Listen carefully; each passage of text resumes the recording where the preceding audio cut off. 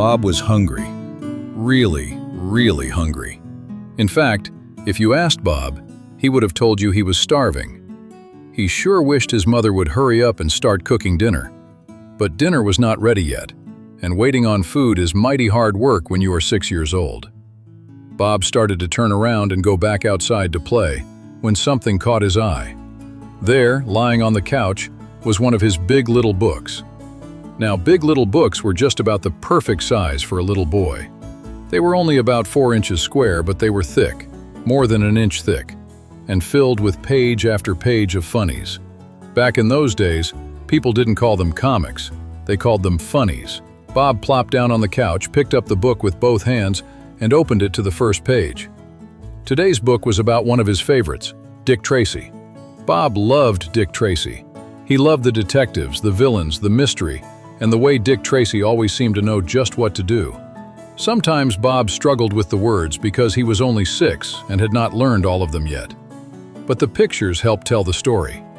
And from those pictures, Bob could tell that Dick Tracy was getting the best of old Prune Face again. Bob also loved reading the Sunday Red funnies from his Grandpa Cox's Fort Worth Star-Telegram. His own family didn't subscribe to the newspaper because it cost too much, but Grandpa Cox did. And Grandpa always saved the red funnies for his grandson. Bob liked them all, the funny ones, the silly ones, the adventurous ones, but Dick Tracy was special.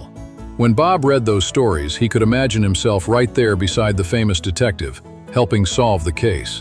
As he turned another page, the little book almost slipped out of his hands. He grabbed it just in time.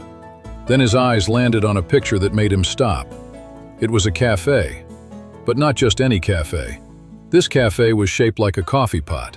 Bob stared at it for a long time, because it looked just like the Coffee Pot Cafe in Jayton. That was where Bob got to eat a hamburger once in a while.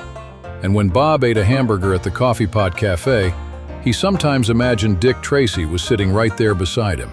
Sometimes he even imagined that some of the men in the cafe were the bad men, and that he and Dick Tracy would have to work together to stop them. But thinking about the Coffee Pot Cafe brought something else to mind. Hamburgers. Oh, how Bob loved those hamburgers. Mr. Contella was a mighty good cook, and Bob could almost smell the hamburger sizzling. He could almost see Mrs. Contella setting one down on the counter in front of him. Juicy, hot, perfect. And suddenly Bob remembered all over again just how hungry he was. His little mouth began to water.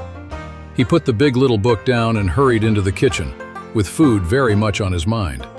And just as he ran in, his daddy walked through the door. Then, guess what happened? The most wonderful, glorious, marvelous, superb, terrific, sensational, remarkably unbelievable thing happened. Bob stood there with his stomach growling fiercely, hungry as a bear.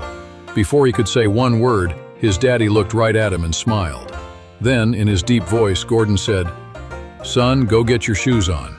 We're going to town and get a hamburger at the Coffee Pot Cafe." Oh boy! Bob grinned from ear to ear. He could hardly get to his shoes fast enough. Because sometimes, when you are 6 years old and starving, the very best surprise in the whole wide world is a hamburger in town.